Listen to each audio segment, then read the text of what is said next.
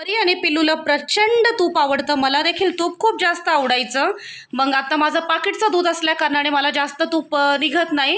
मग मी थोडी थोडी साय साठून, कारण बाहेरचं तूप मी खाते, मी ॲडजस्ट होतं मला. पण परी पिल्लूला बाहेरचं तूप आवडत नाही, ते खात नाही. आणि जरी त्यांना दिलं तरी मग त्यांना पटकन खोकला लागतो. असं का मला माहीत नाही. मग घरचं साजूक तूपच त्यांना पचतं आणि ते आवडीने खातात. मग त्यासाठी मी थोडी थोडी साय साठून त्यांच्यापुरता थोडं थोडं तूप काढत असते. ते अगदी जपून थोडं थोडं वापरते, कारण परी बिना तुपाचं तर अजिबात जेवत नाही. पिल्लू एक वेळ ॲडजस्ट करेल, पण परी नाही ॲडजस्ट करणार. तिला तूप हे हवंच असतं.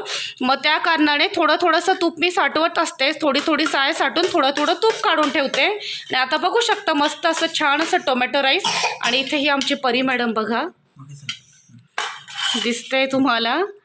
परी मॅडम मस्तपैकी तूप वाढून घेते तिच्या प्लेटमध्ये. तिला तूप प्रचंड आवडतं. तर ठीक आहे मंडळी, या जेवायला.